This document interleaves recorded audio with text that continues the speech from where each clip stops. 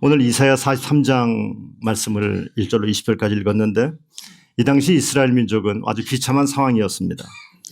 나라가 망했고 포로로 끌려갔습니다. 얼마나 형편없겠습니까? 그런데 하나님이 말씀하십니다. 야곱아, 너를 창조하신 여호와께서 지금 말씀하시느니라 하면서 내가 어떤 존재인지 나는 너를 창조했고 너를 지으셨다라고 말씀하고 있습니다.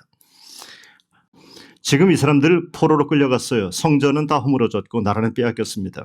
그러니 니들은 이제는 아무것도 못해. 니들은 망한 백성이야. 뭐 이렇게밖에는 말할 수 없을 것입니다. 그런데 하나님께서 그들을 향해서 너희들 망했다. 너희들 끝났어. 너희들 아무것도 못해. 이렇게 말하질 않았습니다. 하나님이 이렇게 말씀하십니다. 너는 내 것이다 라고 말씀합니다. 너는 내 것이다. 뭐 주머니에 돈이 들어간 것도 아니고 갑자기 군대가 생긴 것도 아닙니다. 그런 문제로 이 상황을 해결하겠다고 하시는 것이 아닙니다. 너는 내 것이다 라고 하는 이 하나님의 선언으로부터 하나님께서는 이 인생의 문제를 해결하시겠다고 하시는 겁니다. 이 너는 내 것이다 라고 하는 이 말씀이 오늘 43장에 기록한 보라내가 새 일을 행하리라 하는 그 새 일을 이루는 기초가 되는 겁니다. 우리는 이 이사야 43장을 뭔가 문제를 만날 때 위로의 말씀으로 이 말씀을 듣습니다만은 그러나 저도 물론 그 위로를 할 때 이 말씀을 많이 설교도 했고 위로의 말씀으로 인용을 했습니다만은 그러나 말씀을 묵상할 때마다 이것은 위로의 말씀이 아니라 위로의 말씀도 되지만 더 나아가서 이것은 하나님께서 인생들을 향해서 소유를 선언하는 하나님의 선언식과 같다라고 그렇게 이해를 해봤습니다. 우리는 이 말씀을 읽으면서 설교를 들으면서 나는 누구의 것인가 라고 하는 질문을 끊임없이 하면서 이 설교를 듣게 되기를 바랍니다. 내가 어떤 상황에 있는가가 우리가 하고 싶은 이야기예요. 그런데 내가 지금 어떤 상황에 빠졌습니다가 중요한 것이 아니라 내가 누구의 소유인가라는 질문을 하면서 이 설교를 들어야지만이 이 말씀은 능력이 됩니다. 하나님은 특별히 이스라엘 민족들을 역사 속에서 특별히 구별해서 하나님의 백성으로 삼으셨습니다. 그런데 하나님의 백성이 된다는 것이 참 재미나고 좋은 일 같으면 좋겠는데 별로 재미나진 않아요. 세상적으로 볼 때 그렇게 신나는 일이 별로 없는 것 같아요. 매일 따분하고 고리타분했어요. 성전 가서 제사 지내야 되고 뭐 이런 일밖에 없었던 겁니다. 그래서 이스라엘 민족이 가만히 돌다 보니까 옆 동네 사람들, 옆 나라 사람들은 아주 잘 나가거든요. 아주 뭐 재밌게 살거든요. 한번 그쪽 나라 하면 구경 갔다 오면 말이죠. 그들의 찬란한 문화에 완전히 현혹돼서 오는 겁니다. 그래서 우리들도 저들처럼 저렇게 재미나게 살 수 있는 방법은 없을까? 그렇게 궁리를 하다가 그런 걸 한번 살아보겠다고 하나님을 떠납니다. 하나님 말씀을 벗어나 지멋대로 살아갑니다. 이렇게 지멋대로 살면은 처음에 좀 잘 나가다가 계속 잘 나가면 얼마나 좋겠어요. 그런데 이렇게 잘 나가다가 이스라엘 민족이 쫄딱 망하는 신세가 돼버리고 말았습니다. 모든 백성들은 포로로 끌려가고 포로로 끌려가지 않은 사람들은 동서남북으로 뿔뿔이 다 흩어져서 살아갑니다. 그들이 그렇게 영적으로 자존감을 높였던 예루살렘 성전은 완전히 부서져 버리고 말았습니다. 성전에 있던 모든 성전 기물들, 금으로 은으로 만들었던 기물들은 다 바벨론 놈들이 와서 다 빼앗아 버리고 말았습니다. 마치 신세가 어떤 신세가 됐냐? 하수구에 처박힌 수채구녕에 박혀있는 신세가 돼버리고 말았던 겁니다. 얼마나 서글픕니까? 그런데 하나님께서 이들을 불쌍히 여겨주셨습니다. 기억하셨습니다. 그리고 다시 그들을 회복시키십니다. 하나님이 이스라엘을 다시 회복시켰다고 하는 이 말은 옛날 모습으로 다시 돌아가게 했다는 그런 말이 아니라 하나님께서 새로운 창조를 하셨다고 하는 말씀입니다. 저는 정말 구제받을 수 없는 수채구녕에 처박혀 있는 이스라엘 민족이 존귀한 이스라엘 민족이 되면서 이스라엘이라고 하는 영역이 넓어지기 시작을 했어요. 어떤 영역이 넓어지냐면 영적인 영역이 넓어지기 시작했습니다. 그 영역 속에 여러분과 저도 포함되게 됐다는 겁니다. 우리도 원래는 이방인으로서 수채구녕에 박힌 채로 살 수밖에 없는 냄새나는 민족이었습니다. 그런데 그리스도 예수로 말미암아 구원받은 백성이 되고 우리는 영적인 이스라엘 공동체가 될 수 있는 축복을 누리게 됐던 겁니다. 오늘 하나님은 자기 자신을 뭐라고 표현하고 있냐면 나는 너희를 창조했다. 나는 너희를 지었다. 이게 옛날 성경은 1절의 말씀 이스라엘에 너를 지으시니가 말씀하시느니라 지었다는 말을 조성했다고 말하고 있어요. 하나님은 창조주 하나님이십니다. 야곱을 창조하셨습니다. 이스라엘을 지으셨다는 말은 이거는 토기장이들이 흙과 물을 잘 섞어서 점도를 높인 다음에 잘 빚어요. 그래서 도자기를 만드는 것처럼 그렇게 빚으셨다는 말씀입니다. 야곱이 자기 잘나서 야곱 된 것도 아니고 이스라엘이 되고 싶다고 해서 이스라엘 된 것이 아닙니다. 하나님이 창조하셨고 하나님께서 그렇게 지으셨기 때문에 야곱이 되었고 이스라엘 공동체가 됐던 겁니다. 내 능력이 아닙니다. 내가 되고 싶어서 된 사람 어디 있습니까? 여기에 여러분이 되고 싶어서 지금까지 된 사람이 어디 있습니까? 나의 나됨은 하나님께서 지으셨기 때문에 가능한 일입니다. 문제는 뭐냐면 이 야곱과 이스라엘 같은 인물을 두 가지로 부르고 있어요. 야곱과 이스라엘. 양면성을 얘기하고 싶은 겁니다. 하나 성경은. 어떤 양면성이냐. 야곱 그러면 성경에서 야곱아 그럴 때는 주로 어떤 면을 강조하려고 그러면 야곱이 갖고 있던 아주 못된 모습을 강조할 때 야곱아 그렇게 불렀어요. 야곱은 자기 형의 발뒤꿈치를 잡는 사람이었어요. 사기 겁나게 잘 칩니다. 아버지도 속여 먹습니다. 거짓말 겁나게 잘하는 사람입니다. 자기의 이익을 위해서라면 못할 게 없는 사람입니다. 나보다 누가 나 좀 앞서가면 꼴을 볼 수 없는 사람입니다. 이게 야곱의 모습입니다. 그러나 이스라엘은 어떤 모습입니까? 야곱이 외삼촌 라반의 집을 떠나와서 하나님과 씨름하잖아요. 하나님과 씨름합니다. 그렇게 하나님과 씨름하는 그런 놀라운 경험을 했던 장소 분이엘입니다. 분이엘의 태양이 떠오르고 야곱은 절뚝절뚝 환도뼈가 부러진 채 걸어갑니다. 그렇게 야곱의 인생이 넓적다리가 부러져서 걸어가면서 하나님으로부터 받은 축복의 명칭이 뭐냐? 너는 이제는 이스라엘이다라고 말하고 있는 겁니다. 이스라엘. 그러니까 우리 인간에게는 하나님을 향해서 이렇게 순종하고 하나님의 축복을 받는 이스라엘의 모습도 있지만 아주 정말 세상적으로 볼 때 아주 못된 인간의 본성이 그대로 남아있는 야곱의 근성을 갖고 있는 겁니다. 오늘 야곱과 이스라엘 이 모순된 존재, 하나님을 사모하며 함께 예배드리는 것에 대해서 기뻐하는 이스라엘 삶도 있지만 때로는 남들처럼 똑같이 되고 싶고 똑같이 놀고 싶고 똑같이 즐기고 싶고 그러기 위해서 남들이 하는 똑같은 방법으로 해상적인 방법으로 돈을 얻고 명예를 얻으려고 하는 이런 야곱의 모습이 우리들 안에 있는 겁니다. 내 멋대로 살고 싶은 야곱의 모습이 우리를 서글프게 만들고 영적으로 바로 서지 못하게 만드는 이유이기도 합니다. 하나님의 말씀을 들을 때마다 정말 여기가 정말 좋다. 여기다 초막 새 찍고 여기서 살았으면 좋겠다. 이런 마음이 굴뚝처럼 일어나다가도 갑자기 세상의 찬란함을 보고 누군가가 나보다 앞서가면 그 꼴을 바라보지 못하고 끌어내리고 싶은 짓밟고 싶은 그래서 나도 올라가고 싶은 이런 야곱의 심성이 양면성을 우리에게 갖고 있는 겁니다. 여러분 이스라엘 백성들이 이렇게 자꾸만 세상을 향해 나아가려고 했던 겁니다. 그렇게 했던 이유가 뭐냐면 우리가 자꾸만 세상의 재미, 하나님께 예배드리는 것도 좋지만 세상의 재미와 세상의 즐거움을 더 쾌락을 추구하고 싶은 욕망이 살아있는 이유가 뭐냐면은 내가 이 땅에 존재하는 목적이 야곱으로서 하나님께서 왜 나를 이 땅에 태어나게 하셨는지 이 존재의 목적을 잃어버리기 때문입니다. 우리가 읽지 않았습니다만 21절 말씀은 이렇게 말씀하고 있어요. 이 백성은 내가 나를 위하여 지었나니 나를 찬송하게 하려 함이라 라고 말씀하고 있어요. 하나님께서 우리를 만들 때 여러분과 저를 그냥 대충대충 살다가 그냥 대충대충 믿다가 와라. 그냥 어떻게 살아도 상관없다. 뭐 재밌게 캐세라세라 놀다가 와라. 이런 얘기가 아닙니다. 그저 어떤 시인의 얘기처럼 소풍 와서 그냥 재밌게 놀다가 끝내자. 이게 결코 아닙니다. 하나님은 여러분과 저를 창조하실 때 내가 나를 위하여 지었나니 우리는 하나님을 위해 지음받은 하나님의 백성입니다. 너는 내 것이다라고 말씀하신 하나님의 뜻이 바로 이겁니다. 너는 나를 위해 존재하는 존재야. 내가 나를 위해서 너를 만들었다. 무엇을 위해서? 하나님을 찬송하기 위해서 우리는 이 땅에 존재한 겁니다. 우리가 그렇게 고상하고 아름답고 영적인 존재라는 것을 교회 와서는 깨닫는데 교회 밖에 나가면은 잊고 살 때가 많아요. 그래서 죄에 대해서 속절없이 넘어질 때가 얼마나 많은지 모릅니다. 우리가 왜 죄에 대해서 그렇게 쉽게 넘어집니까? 그 이유는 내 존재의 목적이 하나님의 영광을 위해서 하나님을 찬송하기 위해서 지음받았다고 하는 이 존재의 목적을 상실하니까 그 알량한 욕심 때문에 쉽게 내가 주저앉고 넘어진 적은 얼마나 많습니까? 여러분 이스라엘 백성들이 야곱이었을 때 정말 거지 발사계 같았어요. 거지 산거지였습니다. 생각해 보십시오.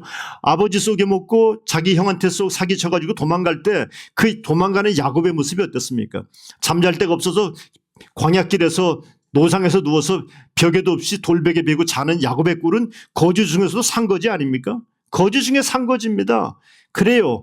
자기 외삼촌 라반의 집에 가서 있을 때 무슨 굉장히 근사한 모습으로 살았었나요? 아니에요. 노예로 살았어요. 종으로 살았어요. 산거지입니다. 분이엘에서 하나님을 만나기 전까지 야복 나루터 사건 이전까지 야곱의 모습은 그렇게 근사한 모습이 아니었습니다. 하지만 하나님이 야곱을 사랑하셔서 야복 나루터에서 야곱을 이스라엘 만들었던 겁니다. 그러면 이제 사기꾼 야곱이 하나님을 찬송하는 이스라엘이 됐다면 이스라엘답게 살아야 되는데 이스라엘답게 살지를 못합니다. 자꾸만 세상의 재미가, 세상에 주는 유익이 너무나 매력적으로 다가오는 겁니다. 그래서 자꾸만 그것을 바라보는 겁니다. 그리고는 하나님께 떼를 쓰고 결국은 하나님께 순종하지 않고 해상으로 막 나아가는 겁니다. 결국 그의 끝이 어디 있습니까? 시궁창에 수채군역에 빠지는 이런 비참함, 다른 나라의 포로 생활하는 이런 비참함을 맛보게 됐던 겁니다. 여러분과 제가 뭐 돈도 없고 배운 것도 없고 사는 것도 형편없는 것처럼 살아도 곧 죽어도 나는 하나님의 영광을 위해 지음받은 사람이라는 이 자존감, 영적 자존감을 잃지 않게 되기를 간절히 바랍니다. 하나님을 섬기는 것이 세상에서 얻는 그 알량한 유익보다 비교할 수 없이 큰 거라는 것을 깨닫게 되기를 간절히 바랍니다. 이스라엘 민족이 수채군역에 빠져서 허덕이고 있는 걸 하나님께서 건져냈습니다. 건져내서 씻기셨어요. 그 씻긴 다음에 얼마나 무섭겠어요. 이스라엘 민족이 얼마나 무섭겠어요. 그랬더니 하나님이 말씀합니다. 두려워하지 말아라. 내가 너를 구속하였고 내가 너를 지명하여 불렀나니 넌 내 거야. 넌 내 거야. 넌 내 거야. 수채군역 빠진 정말 형편없는 인생, 몰락한 인생, 망한 인생, 끝장 다 본 막장 인생을 하나님이 살려주십니다. 그렇다고 해서 갑작스럽게 이 이스라엘 민족들을 존귀하게 만든 것은 아니었어요. 일단의 시간 속에서 이스라엘 민족을 연단하는 과정을 거칩니다. 그 연단하는 과정은 마치 출애굽의 여정과 같았습니다. 출애굽한 다음에 이스라엘 민족이 갑자기 그 다음날 가나안 땅에 가 있었나요? 그게 아니에요. 출애굽한 다음에 이스라엘 민족은 맨 처음에 홍해라는 곳을 만나게 됐습니다. 뒤에 애굽의 군대가 쫓아오고 앞에는 시퍼런 홍해가 가로막혀 있고 꼼짝없이 이렇게 죽나 보다. 그 말이 맞아요. 거기서 죽어야 마땅한 존재였습니다. 홍해 앞바다 앞에서 홍해에 빠져서 물에 빠져 죽든지 아니면 애굽의 군대에 죽든지 둘 중에 하나 결단이 났어야 됐어요. 그런데 하나님이 어떻게 하셨습니까? 홍해를 가르셨어요. 그리고 이스라엘 민족을 홍해길을 걷게 하셨습니다. 여러분이 만약에 홍해를 한번 걷고 있다고 지금 한번 상상해 보세요. 양쪽으로 물벽이 쫙 늘어섰는데 그 물벽이 허물어지기만 하면은 다 죽는 겁니다.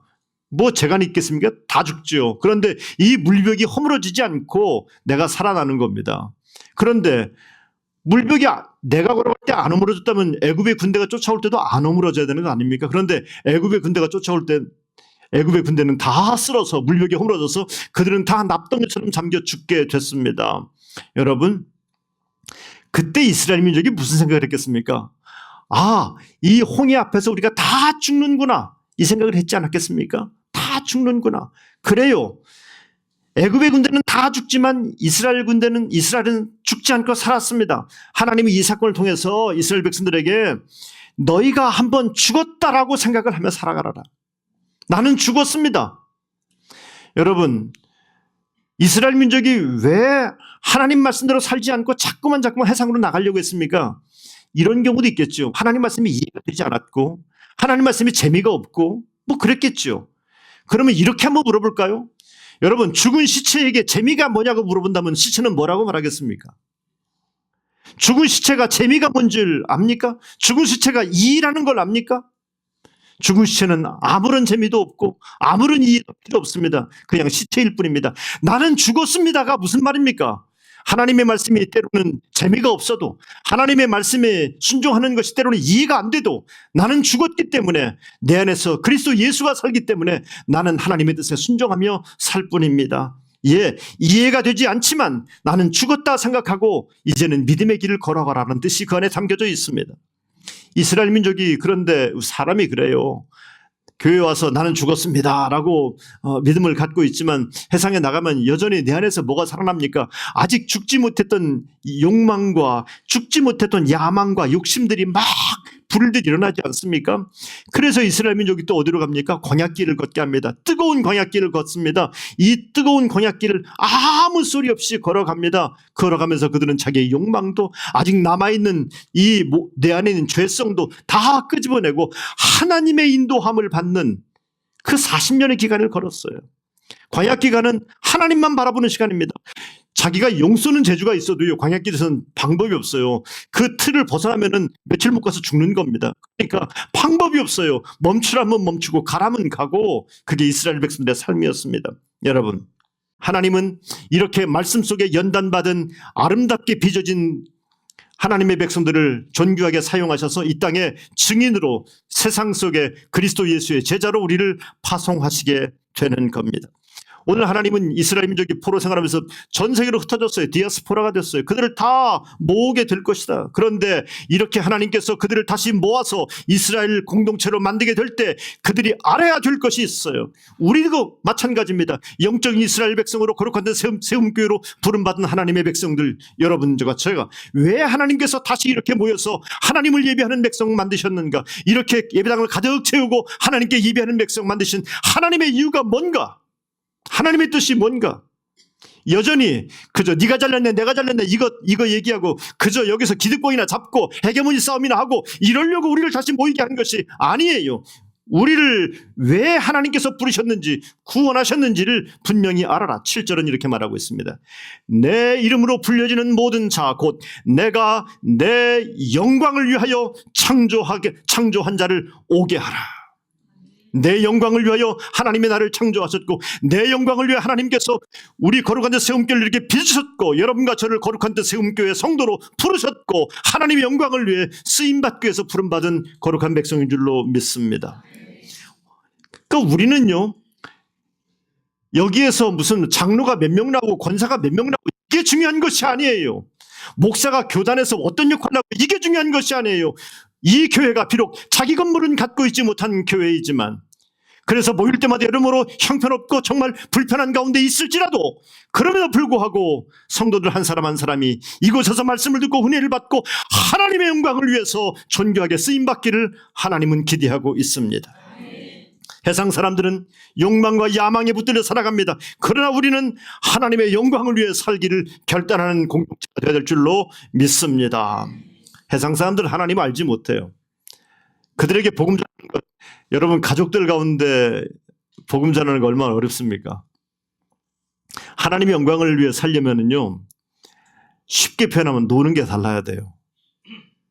똑같이 놀면서는 하나님의 영광 돌릴 수가 없어요. 세상은요, 손해 안 보려고 눈에다 불 켜고 살아요. 손해 안 보려고. 교회에서 말이에요, 돈이 막 우리가 썩어져 가지고서 막 돈이 막 주체를 못해서 막 누구 도와주고 여기다 막 1,000만 원 주고 1,000만 원 주고 막 이러고 있는 줄 아세요? 여러분, 이게 얼마나 금쪽 같은 헌금인데요. 우리가 우리 건물 막 그 돈 모아가지고 우리 건물 짓고 말이죠, 막 이런 일을 해야 될 텐데, 아니 우리가 돈이 남아 들어와서 이러는 거예요? 절대 그런 게 아니에요. 이건요, 우리가요 세상 앞에 시위를 하는 거예요. 뭐냐면 우리는 그리스도 예수를 위해서 움켜쥐는 자가 아니라 그리스도 예수를 위해서 손을 풀어주는, 손을 내려놓는 사람이라는 거예요. 가장 귀한 게 뭐예요? 돈 아닙니까? 돈. 세상에 제일 금쪽 같은 게 뭐예요? 돈이에요, 돈. 근데 우리는 그렇게 귀한 돈이지만 그리스도 예수의 영광을 위해서 움켜쥐려고 하지 않는다는 것을 시위하는 겁니다. 이게 해상 사람들에게 충격이 되는 거예요. 아니 건물도 하나도 없는 교회가, 거룩하다 세움교회 건물도 없다면서, 아니 무슨 뭐 누구를 돕는다고 막 라면을 1,4박스를 갖다 놓고 누구를 돕는다 그래요? 막 학교에다 막 몇천만 원씩 갖다 주고 막 장학금을 주라고 막 그래요? 이게 뭐 하는 짓인가? 저 사람들은요, 해상 사람들은요 이해를 하지 못해요. 그래요, 교회는요 그렇게 해상 사람들이 죽었다 깨도 이해하지 못하는 일을 하는 거예요. 교회는 세상의 상식으로 사는 사람들이 아닙니다. 우리는 하나님의 영광을 위해서 내려놓고 하나님의 영광을 위해서 해상 사람들이 이해할 수 없는 일들을 감당하는 것이 교회인 줄로 믿습니다. 여러분, 예수 안 믿는 가족들을 전도할 때 말이에요, 이렇게 표현해 죄송합니다. 똑같이 놀지 마세요. 남편이 속상해한다, 나 속썩인다고 똑같이 거기다 대고 막 대항하고 한마디 하고 막 독한 말 써가면서 주일날 교회 갑시다 그러면 어떤 남편이 교회 나오겠어요? 자식들이 속상해, 여러분 속썩인다고 똑같이 하지 맙시다. 우리가 정말 전도할 대상이 있다는 것은 무슨 말입니까? 그 사람을 단순하게 교회에 끌고 온다는 얘기가 아니에요. 그 사람의 영혼을 살리는 거예요. 천국 가게 하는 거예요. 그러기 위해서 내가 양보하는 거예요. 아멘. 그냥 무슨 교회 한번 데려옵시다 이런 얘기가 아니잖아요. 죽고 사는 문제잖아요. 영원히 죽고 사는 문제 아니에요. 그러니까 영원히 죽고 사는 천국과 지옥을 얘기할 때 무슨 자존심이 어딨고 기분이 어딨고 안 그래요? 그런 거 없어요. 내 자존심도 좀 내려놓고 똑같이 놀지 말자고요. 그래야지 그들에게 충격이 되는 겁니다. 도전이 되는 겁니다. 도전이 되는 거예요. 그래야지 예수를 전할 수 있는 것 아니겠습니까?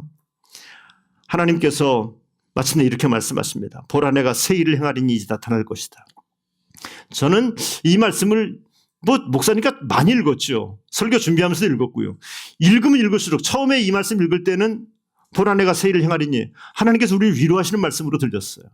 막 가슴속에 막 하나님이 잔잔한 음성으로 내 귀에 들려오는 것만 같았어요. 그런데 읽으면 읽을수록 이 말씀이 그렇게 들려지질 않는 거예요.